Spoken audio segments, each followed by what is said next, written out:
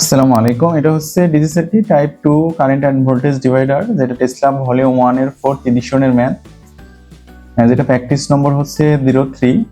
আমাদের এই সার্কিটে এই ভিএবি নির্ণয় করতে হবে, অর্থাৎ মাঝখানে একটা ভোল্টমিটার লাগানো আছে এবং এই ভোল্টমিটারের পজিটিভ প্রান্ত এ প্রান্তর সাথে এবং নেগেটিভ প্রান্ত বি প্রান্তর সাথে। এই ভিএবির কথাটার মানে হচ্ছে এটাই বোঝায়। তাহলে আমরা কি করব? আমরা হচ্ছে দুইভাবে করতে পারি। এক হচ্ছে ভি সমান আই ইন্টু আর, এ কিন্তু একটা রেজিস্টারের আড়াআড়িতে লাগানো আছে, এই 10 ওহমের রোধের আড়াআড়িতে। আর একটা কি করতে পারি? কারেন্ট ডিভাইডার রুল ইউজ করতে পারি যদি সিরিজ সার্কিট হয়।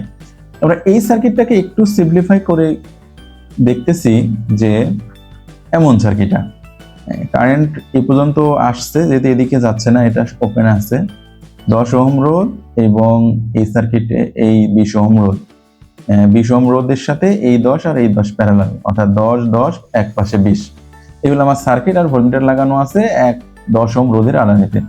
তাহলে আমি দেখলাম এটা একটা প্যারালাল সার্কিট, আর প্যারালাল সার্কিটে কি হয়? ভোল্টেজ সমান থাকে। তাহলে আমি এই ব্রাঞ্চ সমান 40 ভোল্ট পাচ্ছি, তাহলে এই 10 কত পাচ্ছে? তাহলে আমি ভিডিআর ইউজ করতে পারি, মোট ভোল্টেজ গুণ সেই শাখার রোধ বাই সেই শাখার রোধ যোগ বিপরীত শাখার রোধ। তাহলে আমি এটা ক্যালকুলেশন করলে পাই 20 ভোল্ট। তাহলে আমার এই সার্কিটের টোটাল অ্যান্সার 20 ভোল্ট। ভিএবির মান হচ্ছে 20 ভোল্ট। ঠিক আছে, থ্যাংক ইউ সবাইকে। আসসালামু আলাইকুম।